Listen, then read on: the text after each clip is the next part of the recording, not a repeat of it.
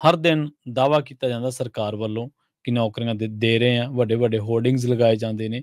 ਕੱਲ੍ਹ ਦੇ ਪ੍ਰੋਗਰਾਮ ਦੇ ਵਿੱਚ ਤੁਸੀਂ ਗੱਲ ਕਰ ਗਏ ਸੀਗੇ, ਪਰ ਉਦੋਂ ਤੱਕ ਪੁਸ਼ਟੀ ਨਹੀਂ ਸੀ ਹੋਈ। ਉਸ ਤੋਂ ਚੰਦ ਮਿੰਟਾਂ ਬਾਅਦ ਹੀ ਉਹ ਪੁਸ਼ਟੀ ਹੋ ਸਕੀ।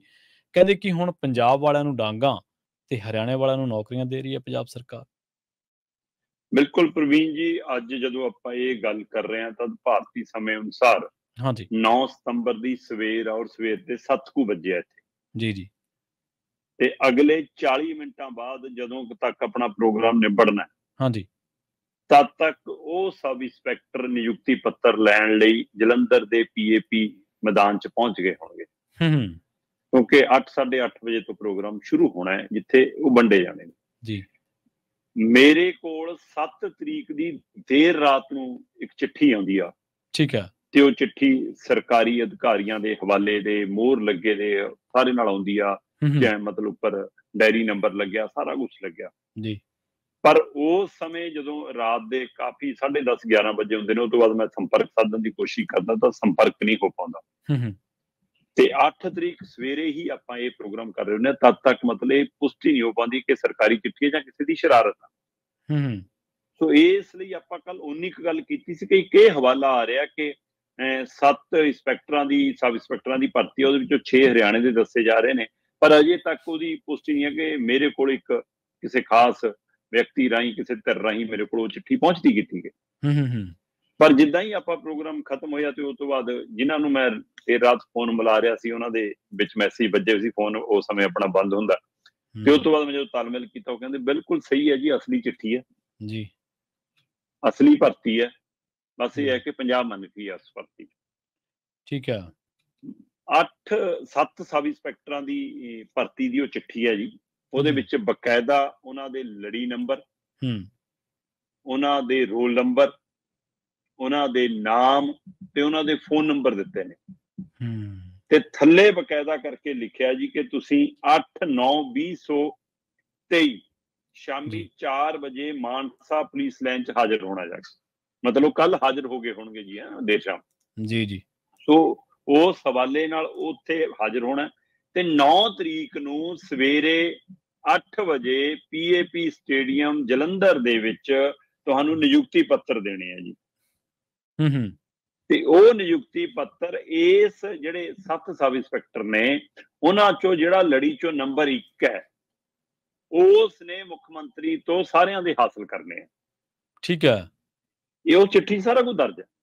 ਬਕਾਇਦਾ ਇਹ ਵੀ ਲਿਖਿਆ ਕਿ ਸਾਰੇ ਸਬ ਇੰਸਪੈਕਟਰ ਜਿਹੜੇ ਇਸ ਸਮਾਗਮ 'ਚ ਮੁੱਖ ਮੰਤਰੀ ਚ ਆਉਣਗੇ, ਉਹਨਾਂ ਨੇ ਲਾਈਟ ਰੰਗ ਦੀ ਕਮੀਜ਼ ਪਾ ਕੇ ਆਉਣੀ ਆ ਜੀ, ਫਿੱਕੇ ਰੰਗ ਦੀ ਕੋਈ ਕਮੀਜ਼ ਪਾਉਣੀ ਆ, ਜਾਂ ਚਿੱਟੀ ਕਰੀਮ ਹੈ ਨਾ ਕੋਈ ਏਦਾਂ ਦੀ, ਤੇ ਗੂੜੇ ਰੰਗ ਦੀ ਕੋਈ ਪੈਂਟ ਪਾ ਕੇ ਆਉਣੀ ਆ। ਠੀਕ ਹੈ। ਡਾਰਕ ਪੈਂਟ ਕਹਿੰਦੇ, ਟਰਾਊਜ਼ਰ। ਤੇ ਉਸ ਤੋਂ ਬਾਅਦ ਉਹ ਕਹਿੰਦੇ ਜੀ ਬੀਬੀਆਂ ਦੇ ਲਈ ਕੋਈ ਮਤਲਬ ਸੋਬਰ ਜਾਂ ਮਤਲਬ ਸੂਟ ਜਾਂ ਸਾੜੀ। ਸੋ ਇਹ ਡਰੈਸ ਕੋਡ ਦੀ ਹਦਾਇਤ ਹੈ, ਤੇ ਮੁੱਖ ਮੰਤਰੀ ਸਾਹਿਬ ਆ ਕੇ ਨਿਯੁਕਤੀ ਪੱਤਰ ਦੇਣਗੇ। ਪਰ 7 ਦੇ ਵਿੱਚੋਂ ਨੰਬਰ 1 ਤੇ ਜਿਹੜਾ ਸਬ ਇੰਸਪੈਕਟਰ ਸੰਦੀਪ ਪੁਨੀਆ, ਹਿਸਾਰ ਹਰਿਆਣੇ ਦਾ, ਉਹ ਮੁੱਖ ਮੰਤਰੀ ਸਾਹਿਬ ਤੋਂ ਨਿਯੁਕਤੀ ਪੱਤਰ ਲਊਗਾ। ਸਾਰਿਆਂ ਦੇ 7 ਦੇ, ਬਾਕੀਆਂ 6 ਦੇ ਵੀ, ਬਾਕੀ ਸਾਰੇ ਆਪਣੀਆਂ ਕੁਰਸੀਆਂ ਤੇ ਬੈਠੇ ਰਹਿਣਗੇ। ਠੀਕ ਹੈ। ਕੁਰਸੀਆਂ ਵੀ ਤਾਂ ਭਰ ਕੇ ਦਿਖਾਉਣੀਆਂ ਨਾ, ਇਸ ਲਈ ਸਾਰੇ ਸੱਦਣੇ ਹੁੰਦੇ ਆ। ਨਾਲ ਰਿਸ਼ਤੇਦਾਰ ਵੀ ਲਿਆਇਓ, ਆਪਣੇ ਮੰਮੀ ਪਾਪਾ ਨੂੰ ਵੀ ਲਿਆਇਓ, ਫੋਟੋ ਵੀ ਬਾਅਦ ਚੋਂ ਬਾਹਰ ਆ ਕੇ ਤੁਸੀਂ ਕਟਾਉਣੀਆਂ। ਸੋ ਇਸ ਲਈ ਬਾਕੀ ਤੁਸੀਂ ਲਾਈਨ ਹਾਜ਼ਰ ਉੱਥੇ ਜਾ ਕੇ ਆਪਣਾ ਹਾਜ਼ਰ ਹੋ ਜਾਣਾ ਪੁਲਿਸ ਲਾਈਨ ਦੇ ਵਿੱਚ ਮਾਨਸਾ, ਤੇ ਤੁਹਾਡੀ ਤੈਨਾਤੀ ਹੋ ਗਈ। ਇਹ ਜਿਹੜੀ ਚਿੱਠੀ ਸੀ 7 ਜਣਿਆਂ ਦੀ, ਇਹਦੇ ਵਿੱਚ ਸਭ ਤੋਂ ਪਹਿਲਾ ਨਾਂ ਸੀਗਾ ਸੰਦੀਪ ਪੁਨੀਆ ਦਾ। ਠੀਕ ਹੈ ਜੀ। ਸੰਦੀਪ ਪੁਨੀਆ ਹਿਸਾਰ ਹਰਿਆਣੇ ਤੋਂ ਹੈ ਜੀ। ਦੂਏ ਨੰਬਰ ਤੇ ਜਿਹੜਾ ਸਬ ਇੰਸਪੈਕਟਰ ਭਰਤੀ ਹੋਇਆ ਉਹ ਹੈ ਜੀ ਮਨਦੀਪ ਵਿਧਾਨ। ਠੀਕ ਹੈ ਜੀ। ਇਹ ਜੀਂਦ ਹਰਿਆਣੇ ਤੋਂ ਹੈ ਜੀ। ਤੀਏ ਨੰਬਰ ਤੇ ਰੁਪਿੰਦਰ ਮਲਿਕ, ਇਹ ਦੁਰਜਨਪੁਰ ਹਰਿਆਣੇ ਤੋਂ ਹੈ ਜੀ। ਚੌਥੇ ਨੰਬਰ ਤੇ ਕੁਲਦੀਪ ਸਿੰਘ, ਰਾਮਪੁਰਾ ਫੂਲ ਬਠਿੰਡਾ, ਇੱਥੇ ਆ ਕੇ ਪੰਜਾਬ ਲੱਭਿਆ। 5ਵੇਂ ਨੰਬਰ ਤੇ ਪ੍ਰਵੇਸ਼, ਹਿਸਾਰ ਹਰਿਆਣਾ। 6ਵੇਂ ਨੰਬਰ ਤੇ ਕਰਮਜੀਤ ਕੌਰ, ਫਤਿਆਬਾਦ ਹਰਿਆਣਾ ਜੀ। 7ਵੇਂ ਨੰਬਰ ਤੇ ਸੋਨੂ ਰਾਣੀ, ਫਤਿਆਬਾਦ ਹਰਿਆਣਾ। ਇਹ ਚਿੱਠੀ ਜਦੋਂ ਮੇਰੇ ਕੋਲ ਦੇਰ ਰਾਤ ਨੂੰ ਆਈ ਉਸ ਦਿਨ, ਤਾਂ ਪੰਜਾਬੀ ਭਾਸ਼ਾ 'ਚ ਲਿਖੀ ਸੀ। ਠੀਕ ਹੈ ਜੀ। ਉੱਪਰ ਕੁਝ ਲਿਖਤਾਂ ਸੀਗੀਆਂ ਕਿ ਆਹ ਚਿੱਠੀ ਨੰਬਰ ਆ, ਲੜੀ ਨੰਬਰ ਆ, ਫਾਈਲ ਨੰਬਰ ਆ, ਇੰਨੀ ਤਰੀਕ ਨੂੰ ਆ ਇਹ, ਹਨਾ। ਤੇ ਥੱਲੇ ਕੁਝ ਨਿਯਮ ਲਿਖੇ ਸੀ, ਵਿਚਾਲੇ ਆ ਨਾਮ ਸੀ ਵੱਡੇ ਕਰਕੇ। ਮੇਰੀ ਨਿਗਾਹ ਪਹਿਲੀ ਨਜ਼ਰੇ ਨਾਮਾਂ ਤੇ ਗਈ। ਤੇ ਨਾਮਾਂ ਤੇ ਜਾਣ ਤੋਂ ਬਾਅਦ ਜਦੋਂ ਮੈਂ ਨਾਲ ਪੜ੍ਹਿਆ ਉਹਨਾਂ ਦਾ ਸਟੇਸ਼ਨ ਹਰਿਆਣਾ, ਹਿਸਾਰ, ਜੀਂਦ, ਤਾਂ ਮੈਨੂੰ ਲੱਗਿਆ ਵੀ ਹਰਿਆਣਾ ਸਰਕਾਰ ਨੇ ਤਾਂ ਕਮਾਲ ਕਰਤੀ, ਪੰਜਾਬੀ ਚਿੱਠੀਆਂ ਲਿਖਣੀਆਂ ਸ਼ੁਰੂ ਕਰਤੀਆਂ। ਮੈਂ ਤਾਂ ਬੜਾ ਖੁਸ਼ ਹੋਇਆ ਜੀ। ਬਾਅਦ ਚੋਂ ਪਤਾ ਲੱਗਿਆ ਕਿ ਚਿੱਠੀ ਪੰਜਾਬੀ 'ਚ ਲਿਖ ਕੇ ਪੰਜਾਬੀਆਂ ਨਾਲ ਧੋਖਾ ਹੈ। ਤਾਂ ਚਿੱਠੀ ਪੰਜਾਬੀ 'ਚ ਹੈ, ਹਾਂਜੀ, ਭਰਤੀ ਹਰਿਆਣੇ ਦੀ ਹੈ। ਇਹ ਸਾਰੇ ਚੀਜ਼ ਨੇ ਇੱਕ ਸਵਾਲ ਖੜਾ ਕਰਤਾ ਜੀ। ਔਰ ਇਸ ਤੋਂ ਗਾਂ ਫਿਰ ਸਰਕਾਰ ਸਫਾਈ ਦੇਣ ਤੇ ਆਈ। ਕੱਲ ਦਾ ਇਹ ਹੁਣ ਮੀਡੀਆ 'ਚ ਖੂਬ ਵਿਵਾਦ ਭਖ ਗਿਆ ਦਿਨ 'ਚ, ਸਾਰੇ ਚੈਨਲਾਂ ਤੇ, ਅਖਬਾਰਾਂ ਤੇ, ਸੋਸ਼ਲ ਮੀਡੀਆ ਤੇ ਇਸ ਗੱਲ ਦੀ ਖੂਬ ਵਿਰੋਧੀ ਦਲ ਵਾਲੇ ਭੰਡਣ ਨੂੰ ਫਿਰ ਉਹਨਾਂ ਨੂੰ ਮੌਕਾ ਚਾਹੀਦਾ, ਉਹ ਸ਼ੁਰੂ ਹੋ ਗਏ। ਹਾਂਜੀ, ਸਰਕਾਰ ਸਫਾਈ ਤੇ ਆ ਗਈ। ਸਰਕਾਰ ਨੇ ਫਿਰ ਕੰਗ ਨੂੰ ਵੀ ਮੌਕਾ ਦਿੱਤਾ ਕਿ ਭਾਈ ਤੂੰ ਵੀ ਪ੍ਰੈਸ ਕਾਨਫਰੰਸ ਕਰ ਤੇ ਦੱਸ। ਸੋ ਜੀ ਹੁਣ ਸਰਕਾਰ ਦਮ ਭਰਦੀ ਆ ਕਿ ਸਾਡੇ ਖਿਲਾਫ ਕੂੜ ਪ੍ਰਚਾਰ ਕੀਤਾ ਜਾ ਰਿਹਾ। ਅਸੀਂ ਸਬ ਇੰਸਪੈਕਟਰ ਭਰਤੀ ਕੀਤੇ ਆ 560 ਜੀ। 560 ਸਬ ਇੰਸਪੈਕਟਰਾਂ ਦੇ ਵਿੱਚੋਂ 31 ਸਿਰਫ ਹਰਿਆਣੇ ਦੇ ਆ ਜੀ, 4 ਰਾਜਸਥਾਨ ਦੇ ਆ, ਠੀਕ ਹੈ, ਤੇ ਬਾਕੀ ਸਾਰੇ 560 ਦੇ ਵਿੱਚੋਂ 525 ਪੰਜਾਬ ਦੇ ਆ। ਹੁਣ ਉਹਨਾਂ ਦੀਆਂ ਸੂਚੀਆਂ, ਉਹਨਾਂ ਦੀ ਲਿਸਟਾਂ ਅਜੇ ਜਨਤਕ ਨਹੀਂ ਹੋਈਆਂ ਜਾਂ ਸਾਡੇ ਕੋਲ ਨਹੀਂ ਪਹੁੰਚੀਆਂ। ਸਾਡੇ ਕੋਲ ਮਾਨਸਾ ਵਾਲੀ ਕਹਿੰਦੇ ਜੀ ਇਹ ਇਕੱਲੀ ਮਾਨਸਾ ਦੀ ਲਿਸਟ ਹੈ। ਮਤਲਬ ਮੈਂ ਸਵਾਲ ਕਰ ਰਿਹਾ ਕਿ ਜੇ ਮਾਨਸਾ ਦੇ ਵਿੱਚ 7 ਚੋਂ 6 ਹਰਿਆਣੇ ਦੇ ਹੋ ਸਕਦੇ ਆ, ਤਾਂ ਫਿਰ ਬਾਕੀ ਜ਼ਿਲ੍ਹਿਆਂ ਦੀ ਕੀ ਸਥਿਤੀ ਹੋਊ, ਬਾਕੀ ਸਟੇਸ਼ਨਾਂ ਦੀ ਕੀ ਸਥਿਤੀ ਹੋਊ? ਹਾਂਜੀ, ਕੀ ਸਰਕਾਰ ਝੂਠ ਬੋਲ ਰਹੀ ਹੈ? ਕੀ ਮੀਡੀਆ ਦੇ ਔਰ ਪੰਜਾਬ ਦੀਆਂ ਅੱਖਾਂ 'ਚ ਘੱਟਾ ਪਾਇਆ ਜਾ ਰਿਹਾ? ਤੇ ਜਿਹੜੇ 31 ਨੇ ਕਹਿੰਦੇ ਜੀ ਐਂ ਕਿਵੇਂ ਜੀ, ਮੈਰਿਟ ਦੇ ਵਿੱਚ ਅਗਲੇ ਆਏ ਨੇ ਜੀ, ਤੇ ਉਹਦੇ 'ਚ ਥਾਂ ਬਣਾਈ ਹੈ ਜੀ, ਖੁੱਲੀ ਭਰਤੀ ਹੈ ਇਹ, ਜਿਹਨੇ 10ਵੀਂ ਤੱਕ ਪੰਜਾਬੀ ਪੜ੍ਹੀ ਹੈ ਜੀ ਉਹ ਇਹ 'ਚ ਸ਼ਾਮਲ ਹੋ ਸਕਦਾ ਜੀ। ਤੇ ਇਸ ਲਈ ਜੀ ਉਹ ਖੇਡ ਦੇ ਵਿੱਚ ਵੀ, ਭੱਜਣ 'ਚ ਵੀ ਸਰੀਰਕ ਤੌਰ ਤੇ ਫਿੱਟ ਪਾਏਗੇ, ਇਸ ਲਈ ਨਿਯੁਕਤੀ ਹੋਈ ਜੀ। ਪਾਰਦਰਸ਼ੀ ਤਰੀਕਾ ਸਾਡਾ ਤਾਂ ਮਤਲਬ ਇਹ ਪਾਰਦਰਸ਼ੀ ਤਰੀਕਾ ਕੋਠੀਆਂ ਦੇ ਮਾਮਲੇ 'ਚ ਵੀ ਹੈ। ਪੰਜਾਬ ਦੇ ਮੁੱਖ ਮੰਤਰੀ ਨੂੰ 5 ਕੋਠੀਆਂ ਜੀ, ਉਹ 'ਚੋਂ 2 ਇਹਨਾਂ ਕੋਲ, 3 ਦਿੱਲੀ ਵਾਲਿਆਂ ਕੋਲ। ਹਾਂਜੀ, ਇਹ ਵੀ ਪਾਰਦਰਸ਼ਤਾ ਹੈ। ਪੰਜਾਬ ਦੇ ਰਾਜ ਸਭਾ ਮੈਂਬਰ 7 7 'ਚੋਂ ਕਿੰਨੇ ਪੰਜਾਬ ਦੇ ਨੇ ਜੀ? ਕਿੰਨੇ ਪੁੱਛ ਕੇ ਲਾਏ? 23 ਮਹੀਨੇ 'ਚ ਤਾਂ 2 ਹੀ ਨੇ।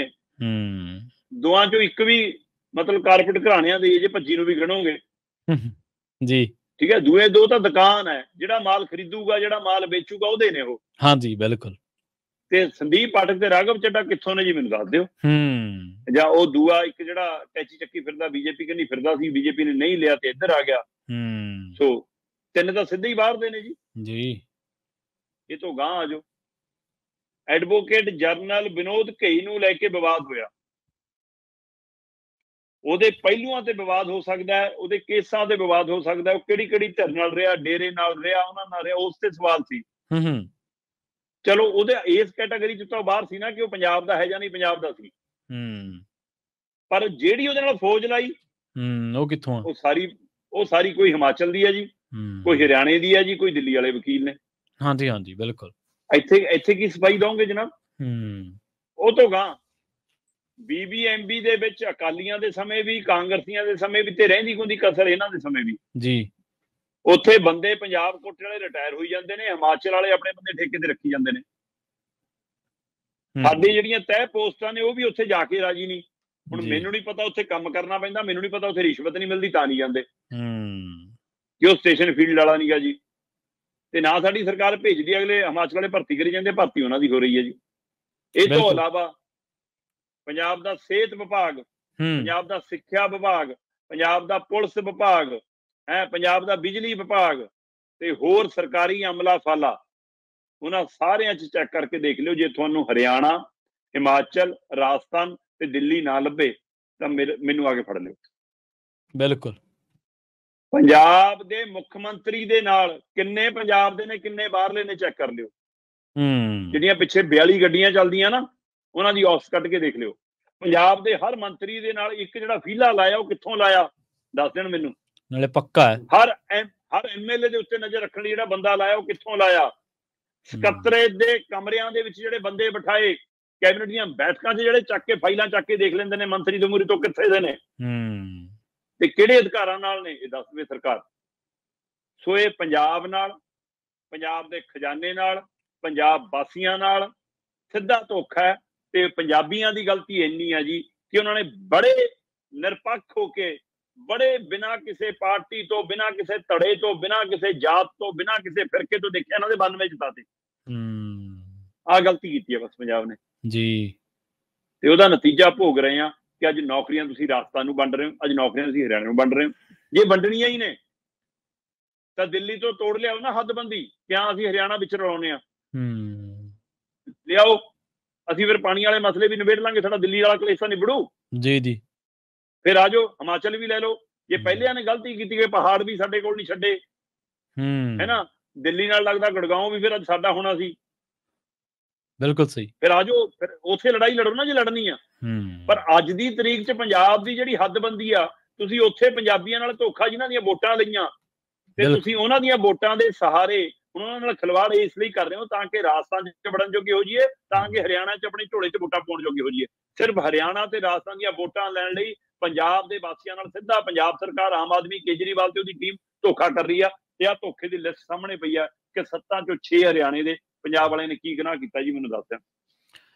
ਇੱਕ ਨਾ ਪਹਿਲਾਂ ਆਪਾਂ ਖਬਰ ਸਾਂਝੀ ਕੀਤੀ ਸੀ, ਸ਼ਾਇਦ ਤੁਹਾਡੇ ਯਾਦ ਹੋਵੇ ਸ਼ਰਮਾ ਜੀ, ਇੱਕ ਬੰਦਾ ਸਿੱਧਾ ਆ ਕੇ ਮੀਟਿੰਗਾਂ 'ਚ ਬਹਿ ਗਿਆ ਸੀ। ਸੀਐਮਓ ਦੇ ਵਿੱਚ 5 ਨੰਬਰ ਜਿਹੜੀ ਬਿਲਡਿੰਗ ਹੈ, ਬਿਲਕੁਲ 8ਵੀਂ ਮੰਜ਼ਲ ਤੇ 5 ਨੰਬਰ ਕਮਰਾ ਉਹਨੂੰ ਅਲਾਟ ਹੋਇਆ, ਉਹਦੇ ਨਾਲ ਅਮਲਾ ਪਾਲਾ। ਉਹੀ ਦੀ ਗੱਲ ਕਰ ਰਿਹਾ। ਉਹ ਮੰਤਰੀਆਂ ਦੇ ਕੈਬਨ 'ਚ ਸਿੱਧੇ ਵੜ ਜਾਂਦੇ ਨੇ, ਮੰਤਰੀਆਂ ਦੇ ਕਮਰਿਆਂ 'ਚ ਸਿੱਧੇ ਵੜ ਜਾਂਦੇ ਨੇ, ਮੰਤਰੀਆਂ ਦੀ ਚੱਲਦੀ ਬੈਠਕ 'ਚ ਉਹਨਾਂ ਦੇ ਮੂਹਰੇ ਫਾਈਲ ਚੱਕ ਕੇ ਦੇਖ ਲੈਂਦੇ ਨੇ। ਤੇ ਇੱਥੋਂ ਤੱਕ ਜੇ ਐਮਐਲਏ ਨੂੰ ਜਾਂ ਕਿਸੇ ਮੰਤਰੀ ਨੂੰ ਕਿਸੇ ਗੱਲ ਤੇ ਜਵਾਬ ਲੈਣਾ ਹੋਵੇ ਤਾਂ ਉਹ ਮਤਲਬ ਜਿਵੇਂ ਆਪਾਂ ਗੈਰ ਰਸਮੀ ਗੱਲਬਾਤ ਕਰਦੇ ਆ ਜਾਂ ਕਹਿੰਦੇ ਆ of the record, of the record ਕਹਿੰਦੇ ਆ ਯਾਰ ਐਂ ਬੋਲ ਨਹੀਂ ਸਕਦੇ, ਸਾਨੂੰ ਦਿੱਲੀੋਂ ਪੁੱਛਣਾ ਪੈਂਦਾ ਜਾਂ ਬੰਦੇ ਨੂੰ ਪਹਿਲਾਂ ਦੱਸਣਾ ਪਊਗਾ, ਫਿਰ ਮਨਜ਼ੂਰੀ ਲੈ ਕੇ ਦਊਗਾ। ਆਹ ਸਥਿਤੀ ਹੈ। ਬਿਲਕੁਲ। ਤੇ ਉਹਦੀ ਮੀਟਿੰਗ ਤੋਂ ਰੌਲਾ ਪੈ ਗਿਆ ਤੇ ਜਦੋਂ ਕਿਹਾ ਵੀ ਇਹ ਕਿਹੜ ਕਿਸ ਹੈਸੀਅਤ ਨਾਲ ਇਹ ਸੀਐਮਓ ਦੇ ਵਿੱਚ ਕੰਮ ਕਰਦਾ ਹੈ, ਕੈਬਨਿਟ ਮਿਨਿਸਟਰ ਹੈ, ਕਿਸ ਹੈਸੀਅਤ ਨਾਲ ਬੈਠਾ, ਪਰ ਉਹ ਬੰਦਾ ਅਧਿਕਾਰੀ ਹੈ, ਨਾ ਸਰਕਾਰੀ ਅਧਿਕਾਰੀ ਹੈ। ਬਿਲਕੁਲ।